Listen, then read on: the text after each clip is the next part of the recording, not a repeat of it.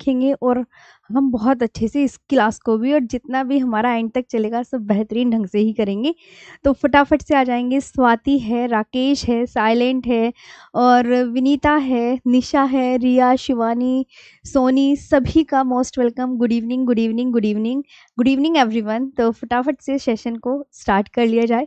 सबसे पहले तो मैं आपको यहाँ पर कुछ इम्पोर्टेंट बातें बता दूँ जो आपके लिए बहुत इम्पोर्टेंट है। जैसे हमारी टीम कौन-कौन सी है यहाँ पर आप देख सकते हैं। सुबह से डेमो चल रहे हैं, कल आज दूसरा दिन है डेमो का। English, math, reasoning, static GK और स्टैटिक जीके नवीन सर की भी रिकॉर्डेड दी जाएगी, अब यहाँ पर ये भी देखेंगे। और पॉलिटी की क्लास भी हो चुकी है, इंग्लिश की क्लास भी हो चुकी है। अब मेरा टर्न आ गया है, फिर उसके बाद साइंस का टर्न आ जाएगा जिसमें केमिस्ट्री आपको पहले मिल रही है, फिर कंप्यूटर। ओके, तो कंप्यूटर लेकिन अभी बाद में होगी, इसकी टाइमिंग वगैरह नहीं है, वो भी आपको जल्द ही मालूम हो जाएगी। यहाँ पर रजिस्ट्रेशन वगैरह स्टार्ट हो गए, क्लासेस भी कल से स्टार्ट हो गई हैं, सब कुछ आपने देख लिया। फैकल्टीज़ भी तो चलो संडे में भी ले लेंगे। फिर आप यहाँ पर देखो कि जीएस प्रैक्टिस बैच, ये फ्री फोर्स संकल्प बैच, आज इसका डेमो है, याद रखना रात 9 बजे लगा हुआ है, मैंने देखा है। तो सर की क्लास दिग्विजय सर आपको कराएंगे।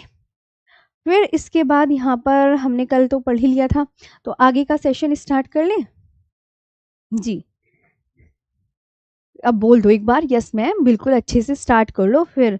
और क्या, आवाज़ वगैरह सब कुछ ओके है ना? हाँ, चलिए तो अब बहुत ही अच्छे से यहाँ पर हम इस क्लास को स्टार्ट करेंगे और बहुत ही अच्छे से यहाँ पर हमें पढ़ना है। ओके, चलिए। कल मैंने आपको यहाँ तक पढ़ा दिया था कि भारत जो है हम पृथ्वी का कितने % भाग घेरे हुए है। तो आपने सबने क्या आंसर दिया था, आप मुझे कमेंट सेक्शन में बता सकते हैं। चलिए बताइए अब फटाफट से जी। अब आगे बात कर लेते हैं, इसी के आगे बढ़ाई जाए सेशन को। देखिए, सबसे पहले तो अब मैं आपको यहाँ पर ये बनाती हूँ एक गोल घेरा। सपोज करो कि ये ग्लोब है या पृथ्वी बोल सकते हैं, कि पृथ्वी के बीचों बीच कौन सी रेखा खींची जाती है, आप मुझे बताइए। जैसे हमने ना इसे 2 पार्ट्स में डिवाइड कर दिया, पृथ्वी को 2 पार्ट्स में डिवाइड करने वाली रेखा का नाम बताइए क्या है। तो आप यहाँ पर इस रेखा का नाम क्या लिखेंगे, आपको क्या मिलेगा? तो आप बोलोगे भूमध्य रेखा। आज की क्लास में भी बहुत सारे न्यू पॉइंट्स जो हैं बिल्कुल अपडेट होंगे, ध्यान रखेंगे। भूमध्य रेखा, भूमध्य रेखा को प्यारे बच्चे क्या कहते हैं? तो आप बोलोगे मैम भूमध्य रेखा को इक्वेटर कहते हैं। बिल्कुल ध्यान से सुनेंगे, इक्वेटर कहते हैं। मतलब भूमध्य रेखा को भाई भाई कई नामों से जाना जाता है। इक्वेटर बोलते हैं, विषुवत रेखा बोलते हैं, 0 डिग्री रेखा बोलते हैं, वृहद व्रत बोलते हैं और वृहद व्रत को इंग्लिश में ग्रेट सर्कल बोलते हैं। अब कोई ये कहे कि मैम इसे ग्रेट सर्कल क्यों बोला जाता है, मेरी बात ध्यान से सुनो। अक्षांश रेखाओं में सबसे बड़ी रेखा कौन? अक्षांश रेखाओं में सबसे बड़ी रेखा भी भूमध्य रेखा है, क्योंकि अक्षांश रेखा जैसे ही ध्रुवों की तरफ खींची जाती है तो वो घटती हुई हमें प्रतीत होती है, ये बात ध्यान रखना। अब इसे मैं कह रही हूँ कि भैया ये ग्रेट सर्कल है, ये क्या है? मैंने भूमध्य रेखा को बताया कि ये वृहद व्रत है। वृहद व्रत कैसे हो गया? वो तो गोल होता है ना। तो मैंने आपको दिखाना है ये बात कि देखो यहाँ पर जो अक्षांश रेखा है, ये हम अगर मैप देखते हैं तो हमें ऐसे वो सीधी लेटी हुई दिखाई देती हैं कुछ इस तरीके से। और देखो ध्रुवों की ओर जाने पर अक्षांश रेखाएं हमें कैसी दिख रही हैं? आप भूलोगे मैम घटती भी दिख रही हैं। देखो, छोटी हो गई और छोटी हो गई और छोटी हो गई और छोटी हो गई और छोटी हो गई। तो प्यारे बच्चों ये घट रही है ना। तो अब ये क्वेश्चन बन सकता है कि अक्षांश रेखा ध्रुवों की तरफ जाती है तो हमें कैसी दिखती है? तो आप बोलोगे घटती भी प्रतीत होती है, मैंने यहाँ पर बनाकर दिखा दिया है। अब देखो आप ध्यान से, इसमें से सबसे बड़ी रेखा कौन सी? भैया सबसे बड़ी तो भूमध्य रेखा ही मैंने बताया है, तभी तो इसे वृहद व्रत बोलते हैं। अब इसे वृहद व्रत, तो आपको मैं एक बात बता दूं, मैप में तो ये ऐसे दिखती है, लेकिन प्यारे बच्चों ये ऐसे है कुछ इस तरीके से। अक्षांश रेखा यूं ऐसे, ये गोलाकार है, तभी तो इसे वृहद व्रत बोलते हैं, तभी तो इसे ग्रेट सर्कल बोलते हैं। कि अक्षांश रेखा मैप में देखोगे तो हमें सीधी सीधी लाइनें दिख रही हैं, लेकिन एक्चुअल में ये कैसी है अक्षांश रेखा भी इस तरीके से। क्लियर? तो अब यहाँ पर मेरे को भूमध्य रेखा के प्यारे बच्चों नाम बता दो। जैसे ये इक्वेटर हो गई ने, इक्वेटर, और क्या बोलते हैं भूमध्य रेखा को? विषुवत रेखा बोलते हैं। और क्या बोलते हैं? 0 डिग्री रेखा बोलते हैं, 0 डिग्री रेखा बोलते हैं। और क्या बोलते हैं? तो आप बोलोगे मैम वृहद व्रत बोलते हैं, वृहद व्रत, क्योंकि अक्षांश रेखाओं में सबसे बड़ी रेखा यही है, वृहद व्रत। वृहद व्रत को इंग्लिश में क्या बोलते हैं? ग्रेट सर्कल बोला जाता है मेरे प्यारे बच्चों। ठीक है, ये आप बहुत अच्छे से ध्यान रखोगे हैं। चलो, अब आप कहोगे मैम भूमध्य रेखा से क्या क्या क्वेश्चन बन सकते हैं तो एक आपको यही क्वेश्चन ध्यान में रखना है कि पृथ्वी को 2 भागों में विभाजित करने वाली रेखा का नाम बता दो मुझे। तो पृथ्वी को बताओ, पृथ्वी को 2 भागों में विभाजित करने वाली रेखा का नाम प्यारे बच्चों, रेखा का नाम। तो आप यहाँ पर क्या बोलेंगे? कौन सी रेखा है वो, क्या है? तो आप बोलोगे मैम भूमध्य रेखा है। और भूमध्य रेखा को क्या बोलते हैं? इक्वेटर बोलते हैं। क्या बोलते हैं प्यारे बच्चों? इक्वेटर बोलते हैं। The line dividing the earth into two parts is called the equator. ये बात ध्यान रखेंगे। मैंने क्या बोला? जो लाइन है, द लाइन डिवाइडिंग, इंग्लिश की बिल्कुल चिंता मत करना, बायलिंगुअल में ऐसा पढ़ा दूंगी ना, बस तुम्हें मजे आ जाएंगे। बस मेरे साथ ना नोट्स बनाते हुए चलना, पूरा पढ़ोगे देख लो। अर्थ इनटू 2 पार्ट्स, मैं एक एक शब्द का ही यहाँ पर आपको ना लिख कर दिखा दूंगी, है ना। Is called the equator. बस आराम से पढ़ना है, लेकिन जल्दबाजी तो कुछ मत करना, क्योंकि 2 लैंग्वेज थोड़ा है ना। The line dividing the earth into 2 parts is called the equator. समझ आ गई? भूमध्य रेखा के यहाँ पर से नाम याद करने हैं। और ये तो आपको पता है, ये तो बहुत इंपॉर्टेंट क्वेश्चन है, अक्सर एग्जाम में भी पूछा जा सकता है। और एक एग्जाम में क्वेश्चन ये पूछा जा सकता है कि अक्षांश रेखा ध्रुवों की ओर जा रही है तो हमें कैसी दिखती है, घटती हुई या बढ़ती हुई? तो आप यहाँ पर क्या बोलोगे? घट रही है ना सारी। तो अब ये ध्यान रख लो, जब हम अक्षांश देशांतर पढ़ेंगे तब हम इस बात को पढ़ते हैं, लेकिन मैंने थोड़ा समझाने के उद्देश्य से यहाँ बता दिया है कि अक्षांश रेखा जब ध्रुवों की तरफ जाती है तो हमें घटती हुई प्रतीत होती है। आई होप यहाँ तक आपको चीजें क्लियर हो गई होंगी। एक बार यस मैम बोल दीजिए। हाँ जी प्यारे बच्चों, बहुत ही अच्छे से पढ़ना है और एक बार सभी सेशन को बहुत अच्छे से शेयर कर दीजिएगा।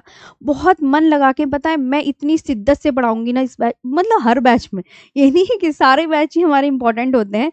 तो अब जब बहुत ही आप देखना, लास्ट तक मेरे साथ बने रहना। और ये आपको मैं बोल रही हूँ ना कि 2 पॉइंट्स स्लाइड से याद करने हैं। 2 पॉइंट्स पता चल गया ना कौन कौन से? पृथ्वी को 2 भागों में विभाजित करने वाली रेखा का नाम याद करना है, और अक्षांश रेखा की तरफ, अक्षांश रेखा जो है ध्रुवों की तरफ जाती हुई कैसी प्रतीत होती है? तो घटती हुई प्रतीत होती है। 2 क्वेश्चन आपको इसमें से मिलेंगे। अब यहाँ पर आगे बात करते हैं। ये बताओ, ये क्या है प्यारे बच्चों? पृथ्वी। अब मैंने कहा पृथ्वी के बीचों बीच कौन सी रेखा? आप मुझे बताते चलो, जब भी मजा आएगा। ये कौन सी रेखा? तो प्यारे बच्चों ये है भूमध्य रेखा। ठीक है भैया, भूमध्य रेखा, इसको इक्वेटर बोलते हैं। इसको क्या बोलते हैं? इक्वेटर बोलते हैं।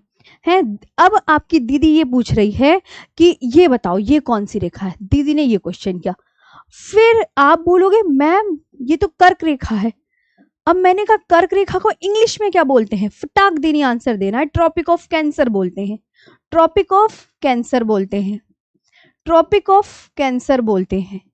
फिर मेरे प्यारे बच्चों मैंने यहाँ पर बोला कि ये कौन सी रेखा है? तो आप बोलोगे मैम ये मकर रेखा है। मैंने तुरंत आपसे क्वेश्चन किया कि इसे इंग्लिश में क्या कहते हैं? तो आप बोलोगे ट्रॉपिक ऑफ कैप्रिकॉर्न बोलते हैं। क्या? नाम याद करते हुए चलो यहीं पे, ट्रॉपिक ऑफ कैप्रिकॉर्न बोलते हैं, ये ध्यान रखेंगे। अब मेरी बात सुनो, एक क्वेश्चन ये तो तुम्हें पता चल गया कि भूमध्य रेखा के उत्तर में कौन सी रेखा, ये याद करो कौन सी, कर्क रेखा। भूमध्य रेखा के दक्षिण में कौन सी रेखा, ये वाली चीज याद करनी है, इंपॉर्टेंट है कि मकर रेखा है। अब एक एग्जाम में क्वेश्चन ये बनता है कि कर्क रेखा किस अक्षांश पर स्थित है, इधर आओ। तो कर्क रेखा किस अक्षांश पर स्थित है, ये क्या लिखा मैंने, 23.5 डिग्री, ऐसे लिखते हैं 23.5 डिग्री, लिखो उत्तरी अक्षांश पर, उत्तरी अक्षांश पर। तो इसे क्या लिखेंगे, उत्तरी अक्षांश पर, यानी नॉर्थ लैटिट्यूड। उत्तरी अक्षांश को नॉर्थ लैटिट्यूड ही तो बोलते हैं ना इंग्लिश में।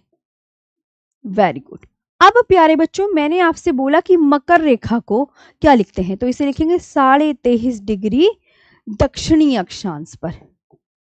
ये बहुत इंपॉर्टेंट है, 4 ऑप्शन दे देगा वो, और ये उत्तरी दक्षिणी यही बदल देगा है। तो ये साउथ लैटिट्यूड। अब देखो प्यारे बच्चों, ये आ गया, ये क्लियर हो गया। तो यहाँ पे आपको 2 चीजें बहुत अच्छे से याद करनी है, जो भी मैंने समझाई, मैं बताते हुए चल रही हूँ आपको कि पृथ्वी के बीचों बीच कौन सी रेखा है, ये याद करनी है। कौन सी रेखा, ध्यान दो इधर, इधर देखो सब, भूमध्य रेखा है। भूमध्य रेखा के उत्तर में कौन सी रेखा, दूसरा क्वेश्चन, कर्क रेखा। भूमध्य रेखा के दक्षिण में कौन सी रेखा, मकर रेखा। कर्क रेखा किस अक्षांश पर स्थित है, 23.5 डिग्री उत्तरी अक्षांश पर, चौथा क्वेश्चन। और मकर रेखा किस अक्षांश पर स्थित है, तो ये आपका 5वां क्वेश्चन, 23.5 डिग्री दक्षिणी अक्षांश पर। ये वाली चीजें याद हो गई, कर लोगे अच्छे से याद कि कौन से किस अक्षांश पर है, ये भी आपको याद करना है। ओके, हाँ, आगे बात करते हैं यहाँ पर।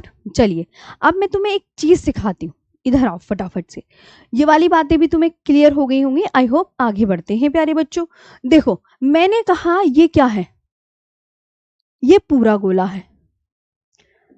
ये क्या है प्यारे बच्चों, पूरा गोला, पूरा गोला है। अब इसको हाफ कैसे करेंगे, इसके बीचों बीच एक रेखा खींच देंगे।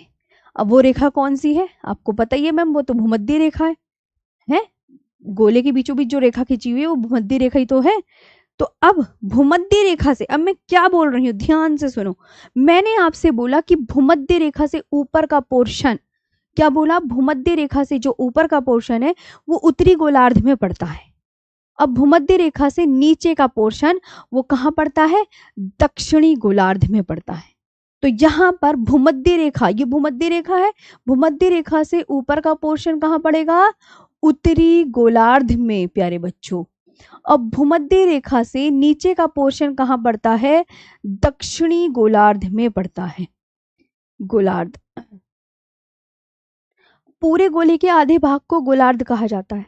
गोलार्ध को इंग्लिश में हेमिस्फीयर बोलते हैं। तो आप उत्तरी गोलार्ध को इंग्लिश में क्या बोलते हैं, नॉर्दर्न हेमिस्फीयर। हेमिस्फीयर की स्पेलिंग भी लिख लो, और इसे सदर्न हेमिस्फीयर, सदर्न हेमिस्फीयर। मैंने क्या सिखाना है, ध्यान देंगे कि भूमध्य रेखा के ऊपर का पोर्शन मैंने पूछा किस गोलार्ध में पड़ता है, आप मुझे बताते चलो। तो उत्तरी गोलार्ध में। भूमध्य रेखा से नीचे का पोर्शन किस गोलार्ध में पड़ता है, दक्षिणी गोलार्ध में पड़ता है। अब आपको एक बात याद रखनी है, ग्लोब है, ग्लोब पर कितने भाग जल है, तो आप बोलोगे 70.8% भाग जल है। मैंने कहा अच्छा, हमारी जो पृथ्वी है उस पर स्थल कितना है, तो 70.8 मैंने बता दिया कि भैया भाग जल है, तो 29.2% भाग स्थल है। ये बात ध्यान रखेंगे। मैं आपको यहाँ पर लिख दूं कि कैसे कैसे क्या है, कि मैंने कहा प्यारे बच्चों ग्लोब, ग्लोब जो ग्लोब है या पृथ्वी है, पृथ्वी पर 70.8% भाग, 70.8% भाग क्या है, जल। और इस ग्लोब पर 29.2% भाग स्थल। ये आपको ध्यान रखना है।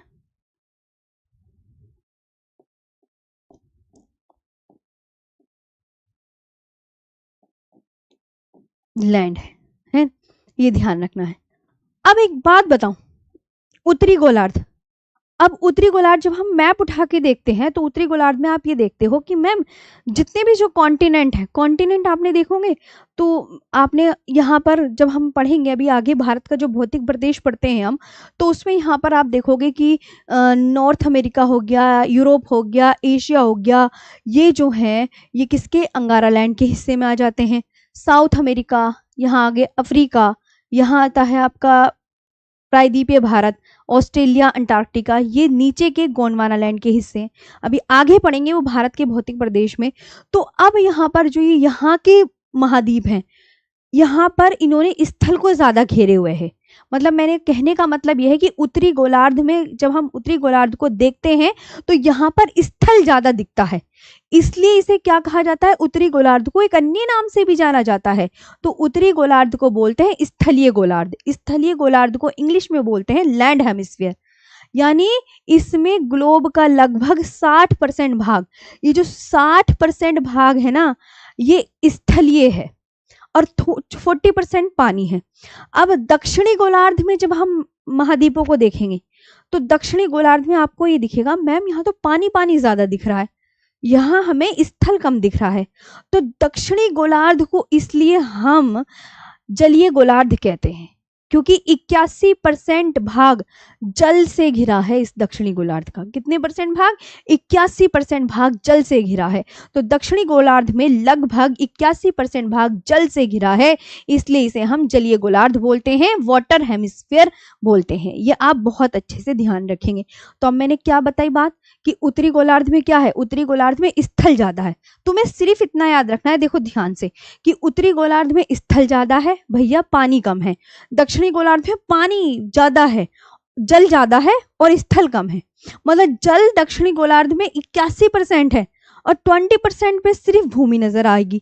वही तुम यहाँ बताओ, यहाँ पे मैंने कहा तुम्हें 60% पार्ट पर ना तुम्हें स्थल मिलेगा और 40% भाग पे तुम्हें वाटर मिलेगा। इसलिए उत्तरी गोलार्ध को क्या कहा जाता है, तो उत्तरी गोलार्ध को मैंने क्या बोला, स्थलीय गोलार्ध की संज्ञा दी जाती है, स्थलीय गोलार्ध। अब बार बार रिपीट करूंगी तो तुम उब जाओगे, बस आ गया होगा ना समझ में। एक बार मुझे यहीं पे बोल दो, हाँ जी मैम आ गया है, बता दो।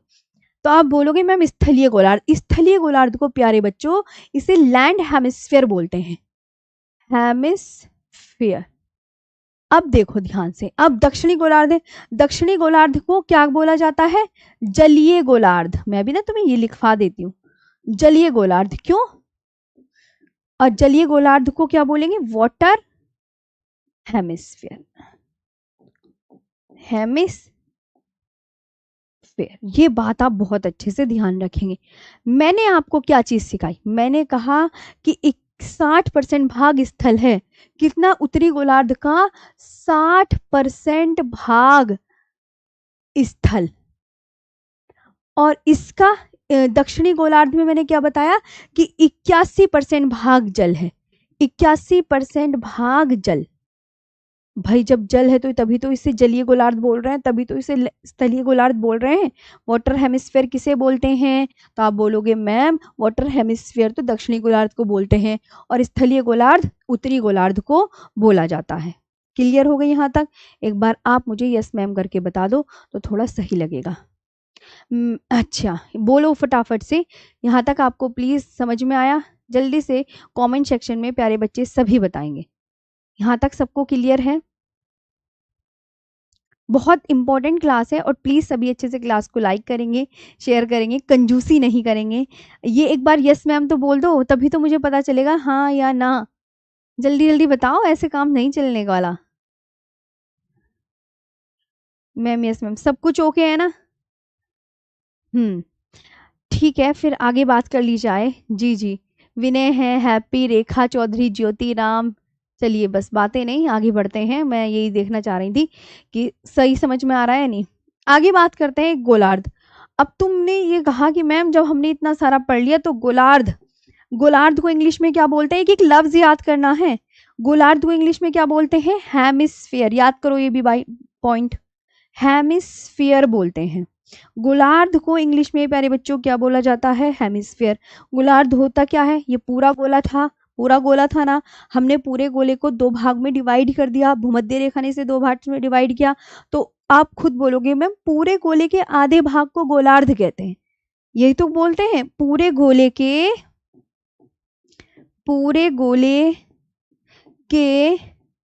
आधे भाग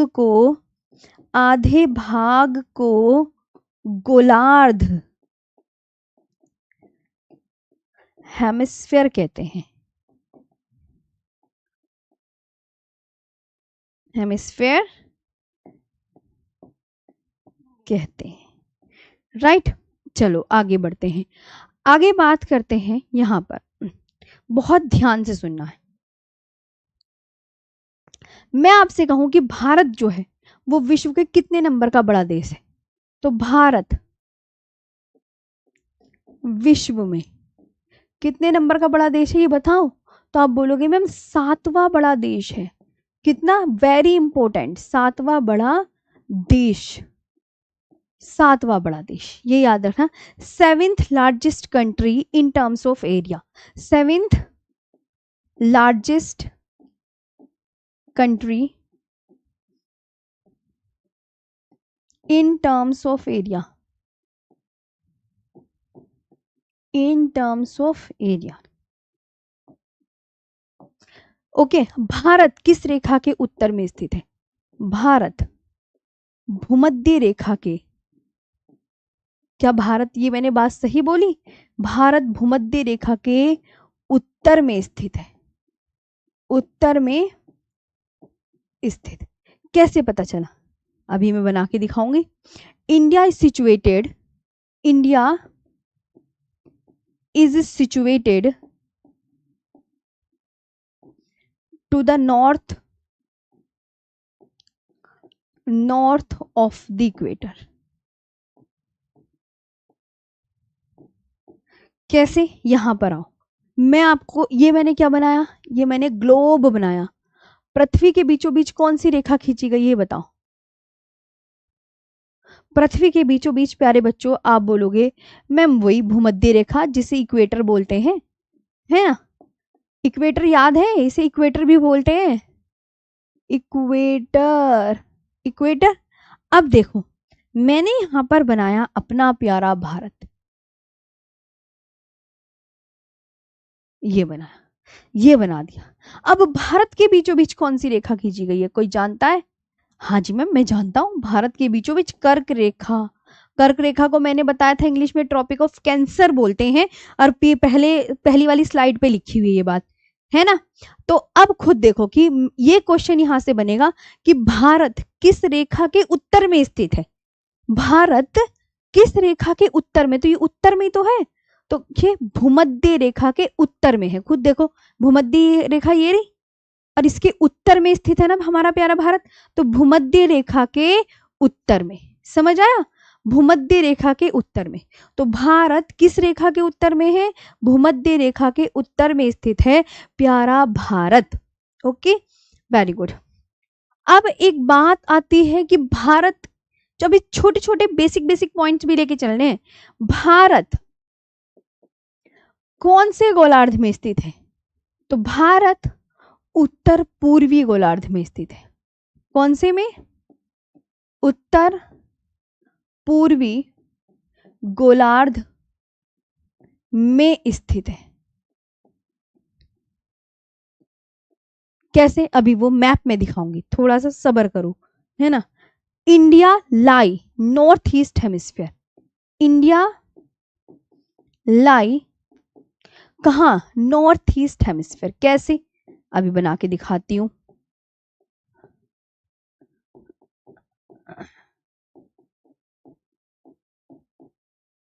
देखो प्यारे बच्चों यहां पे ध्यान दो, इसे थोड़ा, हमने एक पृथ्वी बनाई, हमने एक पृथ्वी बनाई, बना दी हमने पृथ्वी। अब आपको पता, दिशा तो तुम्हें पता होगी, सीधे हाथ की तरफ पूरब होता है, पता होगा ना, और हमारा जो सर है उत्तर, उत्तर, समझ आया। अब हमने भाई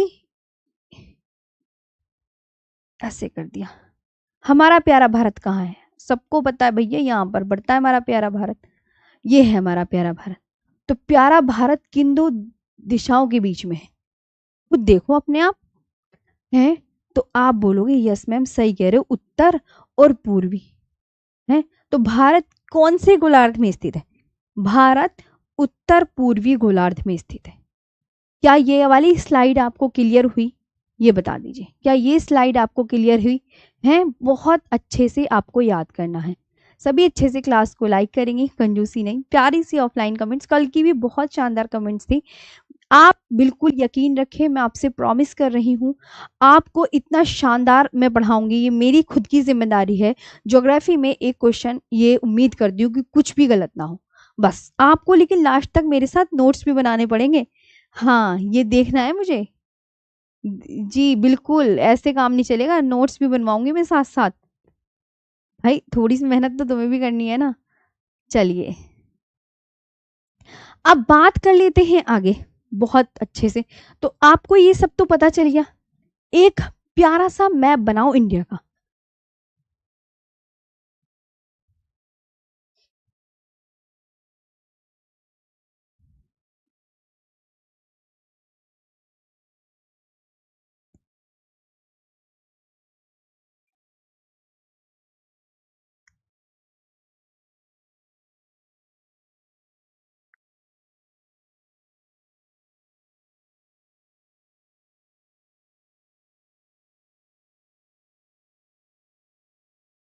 ये देखो, ये बनाया हमने प्यारा भारत। अब प्यारे भारत के बीच में कौन सी रेखा खींची गई ये आप मुझे बताएं। प्लीज आप मुझे बताएं कि प्यारे भारत के बीच में कौन सी रेखा खींची गई है। मैंने कहा ये कर्क रेखा खींची गई है।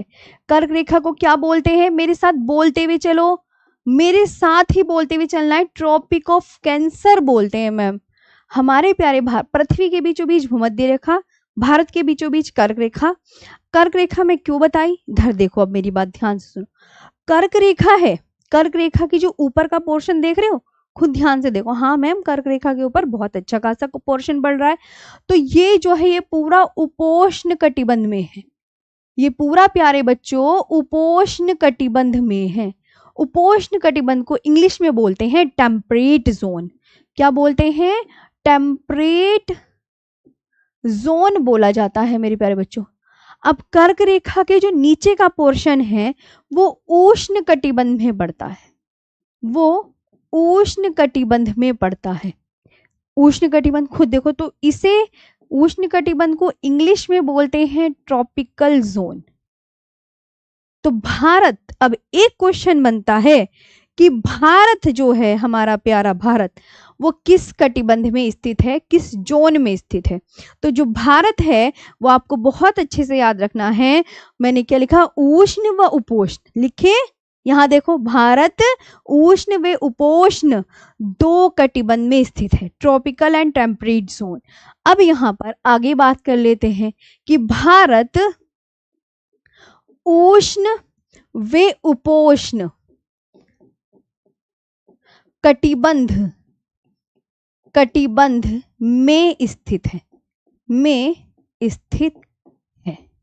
बहुत अच्छे से ध्यान रखना है। Tropical and temperate zone English में क्या बोलेंगे? इंग्लिश की चिंता नहीं करनी है, बिल्कुल एक एक चीज, एक एक लाइन के नीचे लाइन ही लिखी जाएगी। बिल्कुल बिल्कुल मेरे पे छोड़ दो, सब मैंने कह दिया है, मैं खुद लिखवा दूंगी। बस थोड़ा टाइम लगता है, ये तो अब इतना तो तुम्हें खुद को भी करना पड़ेगा। हाँ मैम सही कह रहे हो, दो लैंग्वेज में लिखेंगे तो ऐसा तो होगा ही, है ना। अब आगे बात कर लेते हैं बहुत अच्छे से।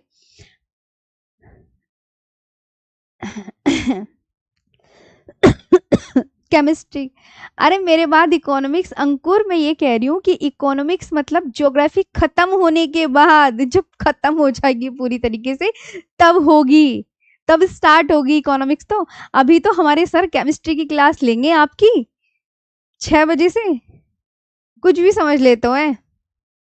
फिजिकल ज्योग्राफी नहीं है, इंडियन ज्योग्राफी चल रही है। चलो आगे की कहानी सुनो। और अभी आगे की कहानी पढ़ते हैं हम यहाँ पर ध्यान से। क्षेत्रफल के हिसाब से 10 बड़े देश। फिर पढ़ते चलो जल्दी, ऐसे नहीं, है ना। लिख के पढ़ोगे तो तुम्हें पता है ना, नोट्स बना रहे हो ना, क्षेत्रफल, नोट्स बनाओ मेरे साथ साथ, के हिसाब से, क्षेत्रफल के हिसाब से 10 बड़े देश।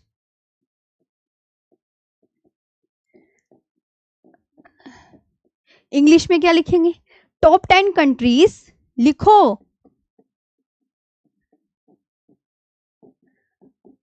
Top 10 countries based on their area extent, based on their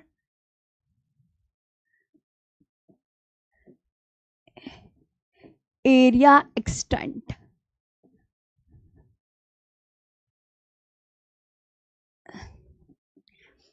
based on their area extent. अब मुझे एक एक करके नाम बताओ। आप बोलोगे मैम रशिया, मैंने कहा कनाडा, हाँ, फिर यूएसए, भैया थर्ड नंबर पे यूएसए गूगल बोलता है, ध्यान रखना। चाइना फोर्थ पे ही है, ये भी ध्यान रखना, जोर दे के बोल रही हूं कि थर्ड नंबर पे यूएसए है, गूगल बोलता है। ब्राजील, जी, आता नहीं है कभी एग्जाम में, भैया मुझे इतने साल हो गए हैं, 7-8 साल, मैंने तो कभी ये क्वेश्चन देखा ही नहीं एग्जाम में पढ़ाते हुए आते हुए। ब्राजील, फिर ऑस्ट्रेलिया, ऑस्ट्रेलिया है प्यारे बच्चों, Russia, Canada, USA, China, Brazil, Australia, और इसके बाद हमारा प्यारा भारत इंडिया। इंडिया, फिर उसके बाद आप बोलेंगे अर्जेंटीना मैम, अर्जेंटीना के बाद कौन सा है? कजाकिस्तान, और फिर लास्ट अल्जीरिया। देख लो आराम से। चलो अब इन्हें हिंदी में लिख लो फटाफट। बोलो मेरे साथ, पहले नंबर पे विश्व का सबसे बड़ा देश, दूसरे नंबर पे कौन सा? अब आपका टर्न है, आप बोलो। फिर यूएसए, फिर कौन सा है? चीन, फिर ब्राजील, फिर ऑस्ट्रेलिया, है, फिर प्यारा भारत है, फिर अर्जेंटीना है, और फिर कजाकिस्तान, और फिर अल्जीरिया, फिर अल्जीरिया। ठीक है, इसे थोड़ा सा इधर करें साइड। अब देखो, मैं आपको एक चीज इसका प्रूफ दिखाती हूँ, यूएसए कैसे बढ़ा है। मैंने यहाँ पे लिखा 9826,675 स्क्वायर किलोमीटर। इंग्लिश में स्क्वायर किलोमीटर लिखते हैं वर्ग किलोमीटर को, वर्ग किलोमीटर हिंदी में लिखते हैं, और वर्ग किलोमीटर को अगर हिंदी में नहीं लिखते तो इंग्लिश में स्क्वायर किलोमीटर लिखते हैं। आया क्या समझाया मैंने? 9596, चाइना का जो क्षेत्रफल है वो दिखा रही हूँ, 961 स्क्वायर किलोमीटर, यानी स्क्वायर किलोमीटर वर्ग किलोमीटर, ये यूएसए का हो गया। हमारा प्यारा भारत 7वां। तो 1 2 3 4 5 6 7 8 9 10, पूरे 10 बता दिए मैंने। ओके, ये बहुत आराम से पढ़ लीजिएगा जी। हो गया, समझ आया? यस मैम बोले जी। अब आगे चलते हैं। अब इसके बाद हम आगे बात करते हैं, भारत के 5 बड़े राज्य बता दीजिए जी। सब याद कर लोगे पहले नंबर पे, और 7वां देश, और विश्व का सबसे बड़ा देश कौन सा है? रूस। रूस को अच्छे से याद कर लेना। भारत के 5 बड़े राज्य, 5 बड़े राज्य क्या बोलते हैं? Top 5 largest state of India, top 5 largest state of India कौन से बताओ? तो आप बोलोगे मैम एक तो है राजस्थान, एमपी, सेकंड नंबर पे कौन है जरा देख के बता दो मुझे, जरा देखना, और थर्ड नंबर पर महाराष्ट्र है, ये ध्यान रखना, फिर यूपी और गुजरात। बिल्कुल ध्यान। Rajasthan, MP, Maharashtra, UP, Gujarat. MP कितने नंबर पर है? तो एमपी हमेशा याद रखना दूसरे नंबर पर, कभी आपसे गलती हो जाए। अब भारत के 5 छोटे राज्य, भारत के 5 छोटे राज्य, छोटे छोटे पॉइंट्स भी देखो हमें कवर करने हैं। ऐसा नहीं है कि छोटे पॉइंट्स, हम एक एक चीज, जब तक ये कंप्लीट चैप्टर नहीं हो जाता, जब तक मैं पीवाईक्यू ना दे दूं, जब तक कुछ सब कुछ क्लियर ना कर दूं, तब तक आप आराम से पढ़ो। पहले प्यार सारे चैप्टर को इत्मीनान से पढ़ो, खत्म होने दो, फिर उसके बाद देखना कितना शानदार पहला चैप्टर आपका तैयार होगा हर एक चीज के साथ, है ना। अभी तो देखो दूसरी क्लास चल रही है, smallest state of India by area. अब बताइए, 5 बताने हैं।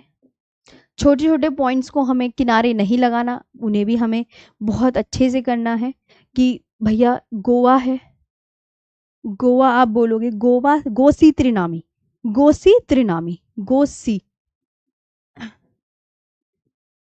त्रि ना और मी, हो गया। गोवा का क्षेत्रफल बहुत पूछा जाता है, क्या है? 3702 स्क्वायर किलोमीटर।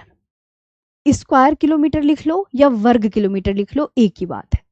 ये आपको मैं क्लियर कर दूं तो गोवा का क्षेत्रफल आप यहाँ पर वेरी इंपॉर्टेंट मार्क कर सकते हैं, आता ही आता है। अब हम आगे बात करते हैं, आगे बात करते हैं भारत के 5 बड़े जिले, भारत के 5 बड़े जिले। भारत के 5 बड़े जिले किसमें? क्षेत्रफल में मैं पूछ रही हूं। क्षेत्रफल को इंग्लिश में क्या बोलते हैं? एरिया, एरिया बोलते हैं, ध्यान रखना। Largest district in India, largest district, largest district in India, in India by area. ठीक, चलो बताओ। आप बोलोगे कलेजा बीबा, ये कहते हो कलीजा बीबा क्या है मैम? मैंने कहा कच्छ, लेह, जैसलमेर, जैसलमेर, बीकानेर और बाड़मेर। बहुत सारी बातें हैं इसमें पढ़ने के लिए, तटीय राज्य, कर्क रेखा, अभी तो बहुत पॉइंट्स हैं। 7 सिस्टर्स हैं, भारत के पड़ोसी देश हैं, स्टेट हो गए, यूनियन टेरिटरी हो गई, बहुत बहुत है, बहुत काफ़ी हैं। तो कच्छ, लेह, जैसलमेर, बीकानेर, बाड़मेर, ये हो गया। चलिए, ये लिखा आपने, लिख लिया अपनी कॉपी में? कच्छ, लेह, इन्हें इंग्लिश में भी लिखो जैसलमेर, बीकानेर, बीकानेर हो गया, और बाड़मेर। अब मेरी बात यहां ध्यान से सुनो, कच्छ, लेह, जैसलमेर। अब मैं आपसे क्वेश्चन करती हूँ, कच्छ कौन से स्टेट में पड़ता है बताना, लेह कौन सी यूनियन टेरिटरी में पड़ता है, और ये 3 कौन से स्टेट में पड़ते हैं? तो ये तीनों आपके पड़ेंगे राजस्थान में, राजस्थान में। जैसलमेर, बीकानेर, बाड़मेर तीनों राजस्थान में पड़ते हैं। लेह पड़ता है लद्दाख में, और कच्छ पड़ता है गुजरात में, कच्छ पड़ता है गुजरात में।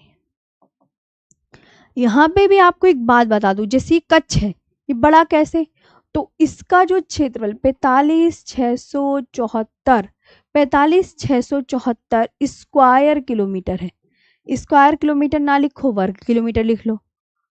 लेह का 45,110 स्क्वायर किलोमीटर है, ये देख सकते हैं, ये लेह का हो गया और ये कच्छ का हो गया क्षेत्र। अब आपको ऐसे याद नहीं हो रहा किसी को?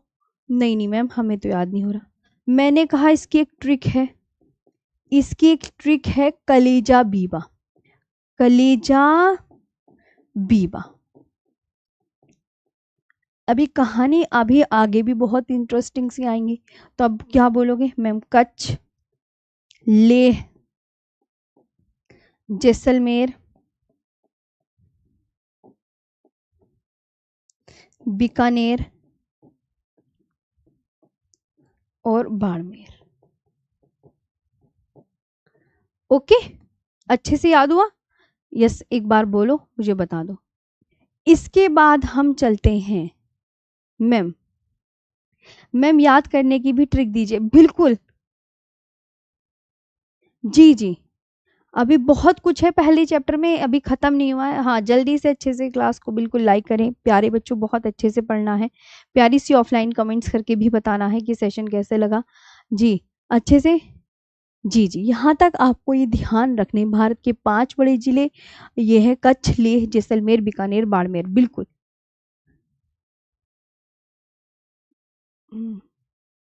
इसके बाद आगे बात करते हैं। अब एक आता है भारत का सबसे छोटा जिला, ये भी बहुत इंपॉर्टेंट। भारत का सबसे छोटा जिला,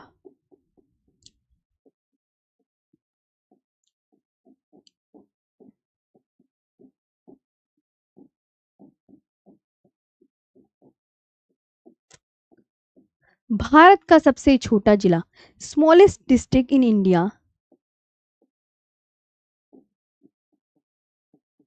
district in India by area.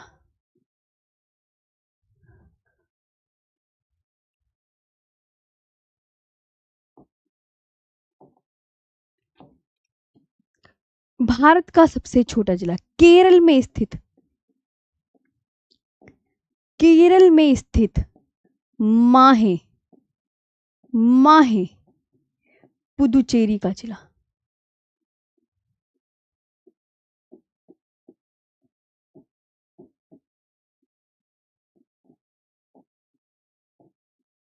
Puducherry का जिला। माहे is a district,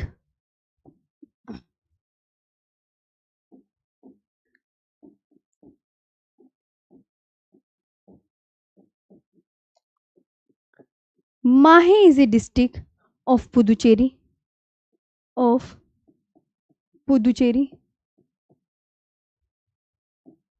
located in Kerala.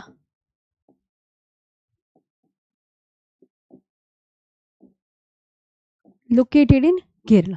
अब मैं आपको बताती हूँ, अभी मैप भी दिखाऊंगी, थोड़ा सा सब्र करेंगे, मैप भी दिखाऊंगी, ठीक है? बिल्कुल, पहले ध्यान से सुनो। देखो, मैं आपको एक बात बताती हूँ, जो पुदुचेरी के कितने जिले हैं? ध्यान दो, पुदुचेरी के कितने जिले हैं?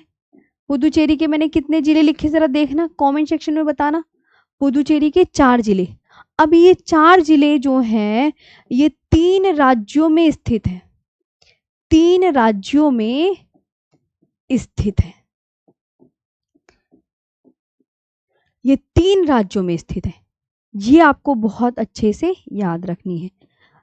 कितने डिस्ट्रिक्ट है? The 4 district of Puducherry, the 4 district of Puducherry. The 4 districts of Puducherry are located in 3 states. Are located in 3 states. ये आपको ध्यान रखना है। कैसे? अभी आओ, पहले तो इनके नाम लिखो, पुदुचेरी के 4 डिस्ट्रिक्ट के नाम। मैंने कहा एक का नाम यनम है, ध्यान से सुनना। एक का नाम यनम, एक का नाम पुदुचेरी, एक का नाम कराईकल और एक का नाम माहे, एक का नाम माहे। अब जो यनम है, ये ध्यान दो, इनको पहले इंग्लिश में यनम, पुदुचेरी,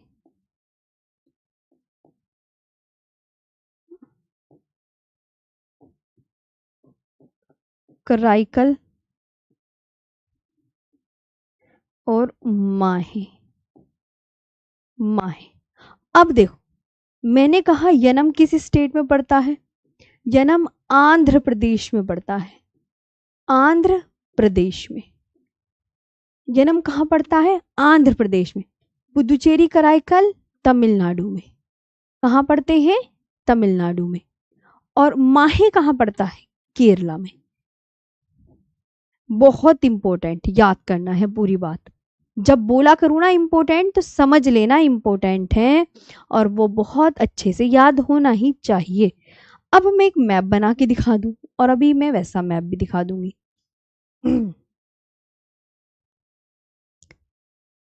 देखो, मैंने कहा ये केरल है, ये तमिलनाडु है, और ये जा रहा है आंध्र प्रदेश। जा रहा आंध्र प्रदेश। सबको पहले तो ये आंध्र प्रदेश है, ये पता होना चाहिए कि हाँ मैम, ये आंध्र प्रदेश है, ये तमिलनाडु है, और ये केरल है, ये केरला है, ये केरला। अब आंध्र प्रदेश में यनम कहाँ पड़ता है? इधर आओ, ये जो ऐसे करके बनाया ना, ये यनम, ये है, यहां पड़ता है यनम, ये यनम। पुदुचेरी कराईकल कहाँ पड़ते हैं? तो देखो, एक यहाँ पे पड़ता है, एक यहाँ पे। ये पुदुचेरी है ऊपर वाला, और नीचे वाला ध्यान रखना कराईकल है। नीचे वाला कराईकल है, नीचे वाला कराईकल है, ये ध्यान रखना। और केरला, आप प्यारे बच्चों ये बोलेंगे यहाँ पड़ता है, यहाँ पर, ये माहे, केरला में माहे। तो एक पुदुचेरी का जिला ये, एक पुदुचेरी का जिला ये, एक पुदुचेरी का जिला ये, एक पुदुचेरी का जिला ये। पुदुचेरी के जो कैपिटल है पुदुचेरी, वो तमिलनाडु राज्य में स्थित है। हो गया। ये मैप देखो आप, ये देखो मैप, आप यहाँ पर इस पे गौर करें। ये आंध्र प्रदेश है, तमिलनाडु है, ये केरला है। केरला में प्यारे बच्चों देखो, आप खुद ध्यान दो, माहे ये पड़ रहा, और तमिलनाडु में पुदुचेरी ये रहा, कराईकल ये रहा, और यनम ये रहा। तो आंध्र प्रदेश में यनम पड़ता है, पुदुचेरी कराईकल तमिलनाडु में, माहे केरला में, और पुदुचेरी जो है ये फ्रांस के अधिकार क्षेत्र में आता था पहले। अब बताइए, यहां तक आपको अच्छे से समझ में आया? एक एक चीज हमें बहुत ध्यान से पढ़नी है जी। अब ये बताइए, एक एक चीज बहुत इंपॉर्टेंट, और बहुत ही विस्तार से, बहुत छोटी छोटी चीजें भी पढ़ेंगे, उनको हमें नेग्लेक्ट नहीं करना है कि उन्हें हटा दो साइड से, ऐसा कुछ नहीं है। आपको हर एक चीज बहुत अच्छे से पढ़ाई जाएगी। अब यहाँ पर आप बताइए, यहाँ तक क्लियर?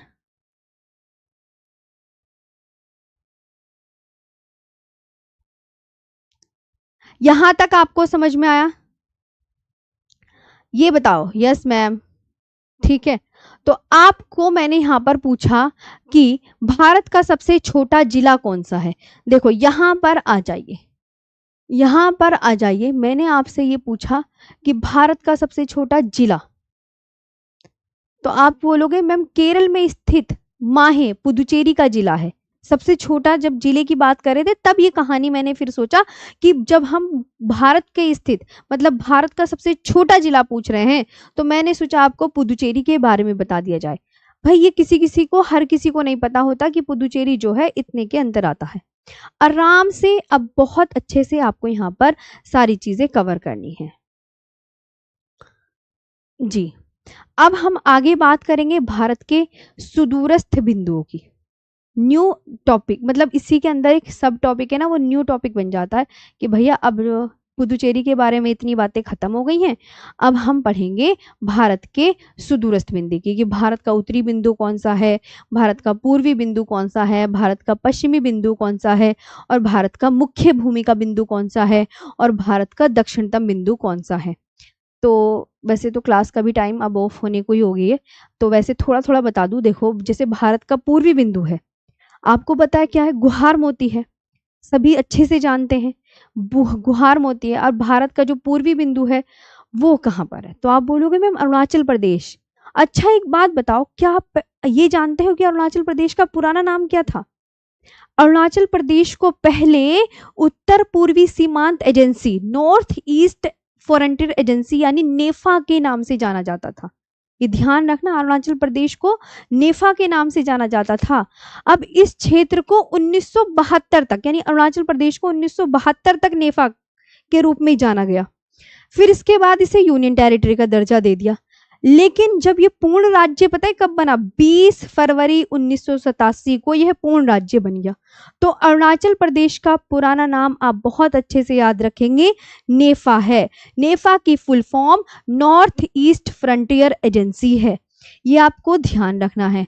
इसका उपनाम भी है, इसे उगते सूरज की भूमि कहा जाता है, the land of rising sun, क्योंकि सबसे पहले जो सूर्योदय है भारत के इस राज्य में उदय होता है। और सबसे बाद में बता दो किसमें?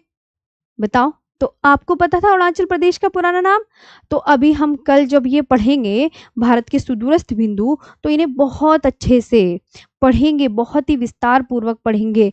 अब जैसे पीओके में हमारा उत्तरी बिंदु पड़ता है, पाक ऑक्यूपाइड कश्मीर में पड़ता है, तो पीओके की राजधानी पता है क्या है? पीओके की राजधानी मुजफ्फराबाद है, मुजफ्फराबाद, ये ध्यान रखना।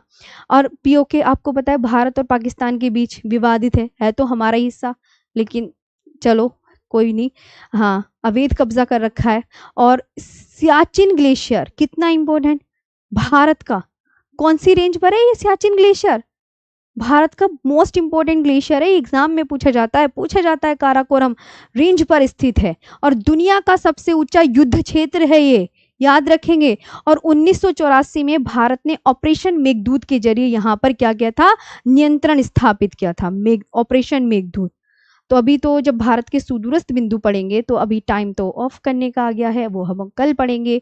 तो बहुत अच्छे से सारी चीज़ों को हम कवर करेंगे, पूरा एलओसी एलएसी कौन सा कहाँ पर है और कितना कैसे है, सब मैं आपको यहाँ पर अपने हाथों से मैप में ड्रॉ करके दिखाऊंगी, क्योंकि मैप भी हम साथ साथ ही चीज़ें कवर करते चलेंगे, ये ध्यान रखना।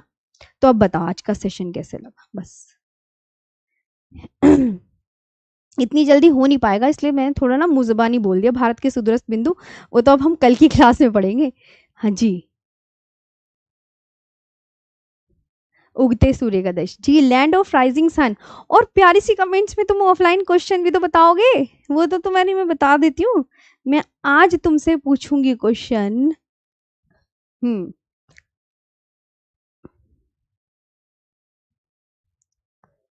बताओगे ना पक्का?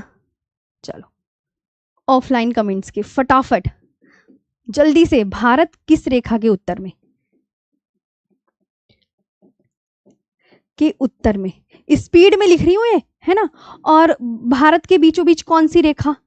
रेखा बतानी है, रेखा, लड़की ने मत बताना। और पृथ्वी के बीचों बीच कौन सी रेखा है ना। और भारत का क्षेत्रफल और बता देना, 3287,263 वर्ग किलोमीटर है। ये ऑफलाइन कमेंट्स के क्वेश्चन है। हाँ, अरुणाचल प्रदेश वगैरह के बारे में, नेफा नाम क्या क्या फुल फॉर्म, वो हम भारत के सुदूरस्थ बिंदु में कल की क्लास में बहुत अच्छे से डिटेल में कवर करेंगे। ओके।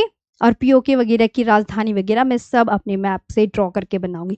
तो आज का सेशन कैसे लगा? प्यारी सी ऑफलाइन कमेंट्स का मुझे वेट रहेगा, अच्छी सी प्यारी सी ऑफलाइन कमेंट्स करके ज़रूर बताइएगा। आज के लिए इतना ही, और थैंक यू सो मच। अच्छे से याद हुआ सब? कोई दिक्कत वगैरह तो नहीं हुई ना? बता दो जल्दी से, ठीक, याद कर लेना। देखो सब चीज़ें, ये भारत के 5 बड़े जिले में, वो भारत के जो 5 बड़े राज्य हैं ना, दूसरे नंबर पे मध्य प्रदेश आता है, ये भी ध्यान रखना। हाँ, और गोवा का क्षेत्रफल जरूर याद कर लेना, ये भी आपको ऑफलाइन कमेंट्स में दे देती हूँ। गोवा का क्षेत्रफल कितना है? पूछा जाता है एग्जाम में, इसलिए दे रही हूँ, ठीक है। चलो, तो आज के लिए इतना ही, अच्छी सी कमेंट्स का वेट, और कल की क्लास में और भी बहुत शानदार तरीके से पढ़ेंगे। आज के लिए फिर यहीं पे ऑफ करें class. Thank you so much.